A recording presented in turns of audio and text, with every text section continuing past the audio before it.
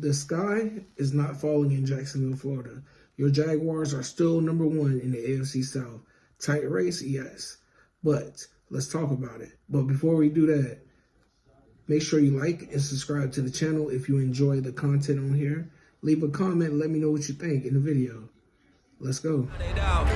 Rose up from the bottom, made our own route. We ain't never worried, bring them all out. Sling on our side, we going all out. Gonna bring them out.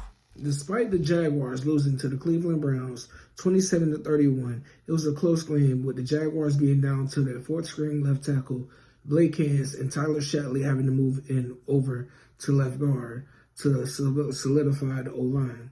But all in all, Trevor Lawrence was under pressure all game. He never really looked too comfortable, but the offense was still able to put up some good points against a pretty formidable defense with Myles Garrett leading the way. But he didn't get home until that second point, 2-point conversion.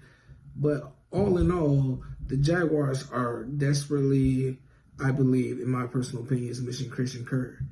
Christian Kirk was more important to the Jacksonville Jaguars offense than anyone realized. The Jaguars are 8-5, 0-2 since Kirk injured his groin.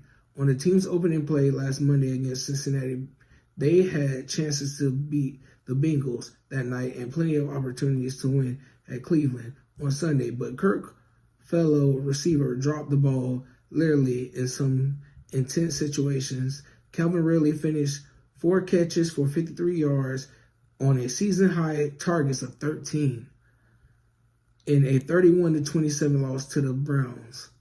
He had notable miscommunication with Trevor Lawrence in the second quarter that led to the interception.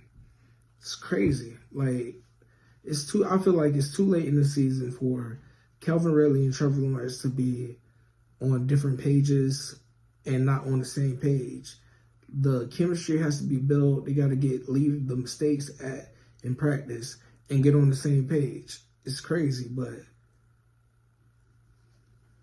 the Jaguars had a few standouts this week against the Cleveland Browns, despite losing 27-31.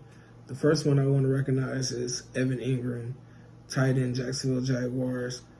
Single season franchise tight end reception record. Let's get that man his flowers. He's doing his thing. He came a long way from the New York Giants dropping passes. He's been one of Trevor Lawrence's consistent targets in offense next to Christian Kirk. Now let's go with the rookie Antonio Johnson. When he came in with a scrap sack fumble, laid the lumber. If you've seen him at Texas A&M, you know he's no stranger at making big plays. I'd like to see him more develop in the season with the Jaguars. So overall, with Trevor Lawrence throwing for 257 yards, 3 touchdowns, 3 interceptions, 65.2 completion rate, Travis Etienne rushing for 14 attempts, 35 yards, 1 touchdown, and Evan Ingram 12 targets, 11 receptions, 95 yards, 2 tutties, and Parker Washington scoring 1 touchdown on 2 receptions for 27 yards. My overall opinion on this whole thing is the offense has to be more fluid. The wide receivers have to be on the same page. The defense has to get back to the basics, tackling, wrapping up, playing sound football, making sure they're doing their assignment, making sure they're in the right position to make a play on the ball or make a tackle. They can't be having too many busted coverages. It can't be too many, I don't know where I'm at or what's going on, or being confused so easily off of play action, misdirection plays. People have to get to their position, make a tackle, wrap up, play locked-in football for 4 quarters, have to wrap up and make sure they're doing their assignment. If the Jaguars can get back to doing just the basics on defense, offense, with certain schemes, I believe we have a chance to beat the Ravens.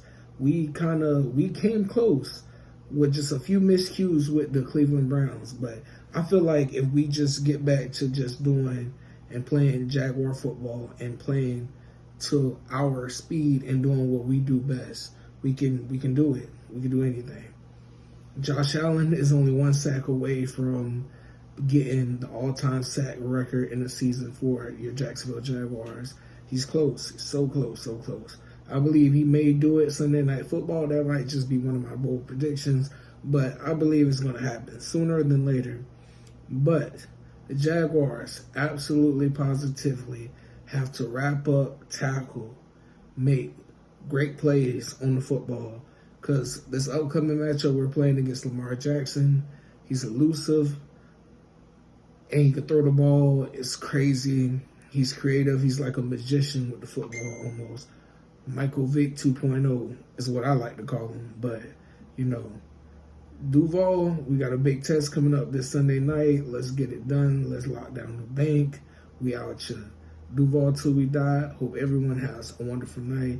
And it's not about what I got to say. Drop it in the comments. Let me know what you got to say about it and your opinion, your facts or your opinions on what's going on with the team. Let me know. I would like to know. All right. Y'all have a good night, Duval. Let's go. Duval till we die.